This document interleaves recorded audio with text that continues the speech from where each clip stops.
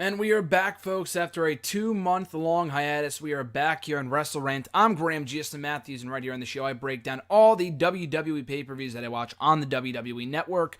We're back with our first episode of the new year in 2017. In 2017, we celebrate 3 years of WrestleRant, of the current incarnation of the show. The show's actually been going since 2011, but 2017 marks 3 years since we started reviewing every pay-per-view, WWE pay-per-view that is, on the WWE Network. And as we enter 2017, only one episode will be uploaded per week on Mondays, or rather Tuesdays now, going forward. Unless I throw up a random episode on the weekends, they usually will be uploaded on Tuesdays right here on the channel, as they have been in the past. I think they went up on Wednesdays for a while, but who knows. But anyway, guys, we are back here on WrestleRant, so going forward, well, actually, with the exception of all the pay-per-views that I'm about to review, the in-your-house shows, which I've gotten a lot of suggestions for on Twitter and whatnot, the in-your-house shows will be coming up here to be reviewed. I'm talking about the first ever inaugural installment here on the show today from May 1995. But with the exception of that, we have pretty much reviewed every pay-per-view on the network, I'm pretty sure. I think before we took that, and the reason why I took the hiatus a couple months ago from doing the show is because we have basically talked about every single pay-per-view on the network, with the exception of obviously all the pay-per-views that took place last year, including like the Rumble 2016, WrestleMania 32, which we will get to over time, obviously. With the exception of that, we have covered every pay-per-view ever on the WWE Network, for the WWE shows anyway. Maybe at some point, and I've gotten suggestions for WCW shows, ECW shows, maybe at some point, but for the foreseeable future, we will be focusing on the in-your-house show. So speaking of which, the first ever installment, a lot of these shows, by the way, before we get started, are not that long. This show is only about an hour and 40 minutes, so it's probably one of the shortest pay-per-views I've ever seen on the network, which is a great thing. They go by fast. It reminds me of the current incarnation, or what we pretty much got before the pay-per-views, before we got the SmackDown shows. But like Roadblock, the first Roadblock, not the most recent one that sucked ass, but that one, MSG and WWE, or WWE MSG, the Beast and the E Special, like those kind of shows. That's what the in-your-house pay-per-views reminded me of, just because they're not too long. They're only about 2 hours in length. Got some good matches. Unfortunately, the inaugural installment was not that great on the whole. There was some decent matches, one great opening match, but that was really about it, unfortunately. A lot of these in-your-house shows were pretty good, this one not being one of them, so let's talk about it right now. Kicking off the show, Bret Hart taking on Hakushi. Bret Hart would do double duty on the show, taking on Hakushi in the opening match, and then Jerry Lawler later on. A great match, surprisingly. They got a lot of great time in almost 15 minutes.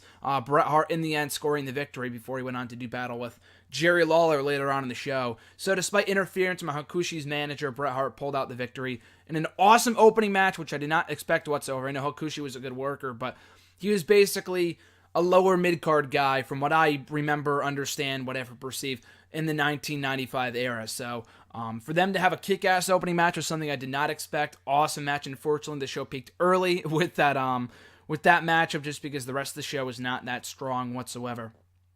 After that, we had Razor Ramon taking on Jeff Jarrett in the Roadie in a handicap match. I believe Jeff Jarrett was the Intercontinental Champion at this period in time. The title was not on the line.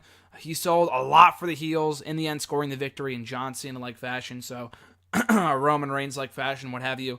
So not that too exciting of a match. Afterwards, Aldo Montoya making the save for Razor Ramon after the heels attacked him afterwards. He gets tossed from the ring, and making the save again is none other than Savio Vega, who comes in as a fan, so he's an unknown. They don't know who he is. But it would be later revealed to be Savio Vega, the Godfather, Papa Shango, what have you. The Good Father, that was Savio Vega coming in there at the end. After that, a King of the Ring qualifying match between Mabel and Adam Bomb. The match goes no more than 2 minutes. Mabel squashes him, who would later go on to become the 1995 King of the Ring. And unfortunately, the guy sucked.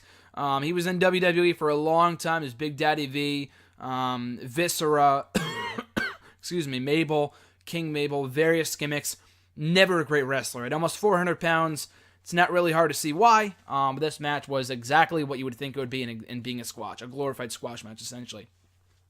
After that, for the WWF Tag Team titles, Owen Hart and Yokozuna successfully retaining their titles against the Smoking Guns, Billy Gunn and Bart Gunn. Not a bad match, pretty standard match, one of the better matches in the show, surprisingly, but still nothing too exciting, really, at all. I mean, you have Yokozuna in there against the Smoking Guns. Who do you think's going to win? But still, the match was what it was, nothing special. After that, we did have the long-awaited match between Jerry Lawler and Bret Hart. Bret Hart obviously dominating a majority of the matchup. It was only a 5-minute match of dominating most of the match before the interference from Hakushi, allowing Jerry Lawler to score the victory. So the match itself was nothing exciting. This would build to their Kiss My Foot match at the 1995 King of the Ring show, I think the following month. So this was really nothing too noteworthy whatsoever. It was good they got Jerry Lawler a win over Bret Hart to kind of give him some more heat going into that anticipated matchup, or quote-unquote anticipated, whatever. I guess it kind of depends on where you stand on that. But with this match anyway, it was essentially to build to that bout, which wasn't even that great either anyway.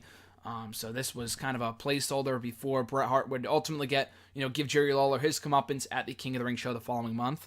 And then we get to the main event for the WWE Championship. Diesel defending the gold against Psycho Sid, or Sid, whatever. Not a good match. I mean, I guess the best part about the match, a very boring match for the most part, but I guess the best part about it was the fact that it was only 10 minutes long, which I would kind of complain about for most pay-per-view main events and only being 10 minutes long. It's disappointing. It's for the WWE title, but this match sucked. It was not a good match at all between two big guys who just had very little chemistry together, which was not a newfound thing for Diesel in 1995. A lot of his title defenses were not that good at all. Him against Mabel at SummerSlam sucked a lot of those matches, with the exception of Bret Hart at Survivor Series, and I think at the Rumble that same year were pretty damn good. But other than that, a lot of his title defenses sucked. This was no different. Diesel would, I think that built to the tag team match the following month.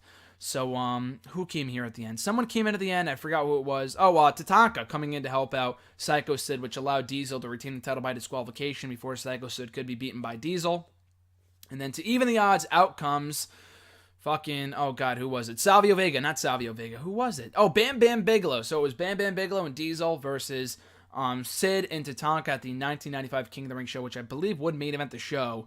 And I talked about that pay-per-view a couple months back here on WrestleRant, which was not a great show or a great match. But anyway, yeah, this pay-per-view on the whole was not good. The main event sucked. A lot of these matches were just not good whatsoever. Really, not even a must-see match, but by far the best bout in the entire show was, as I said, Bret Hart versus Hakushi. A lot of these in-your-house shows are, from what I understand, very good. So not the best way to kick on to kind of set the tone for the rest of the in-your-house series. And there's a lot of shows. I think there's well over 20 of them, if I'm not mistaken. So we'll talk about every single installment here in the weeks to come on WrestleRant. But this show is not strong, so it's by far a must-see pay-per-view by any stretch of the imagination. But if you want to check it out to see what the in-your-house pay-per-views are like, I don't know if this show itself would be a great reflection of that, because this was not the strongest in-your-house pay-per-view they ever did. But just for history's sake, if you want to check out the inaugural installment of In Your House, check out this show, only on the WWE Network from Mother's Day, May 1995. So that does it, guys. My review of In Your House 1 right here on the WWE Network. Obviously, my next installment of WrestleRant coming up next Tuesday. We'll be talking about In Your House 2, also on the WWE Network. From when that's from, I have no idea.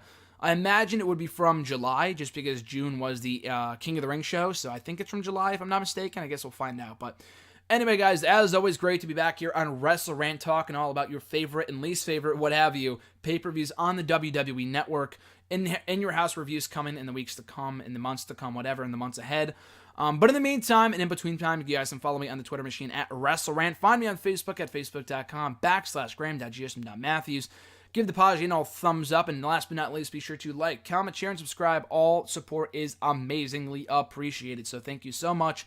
Have a great week, guys. Enjoy the rest of the new content coming to the channel this week, the first full week of 2017. In the meantime, and in between time, guys, have an awesome one, and I'll catch you fine folks down the road.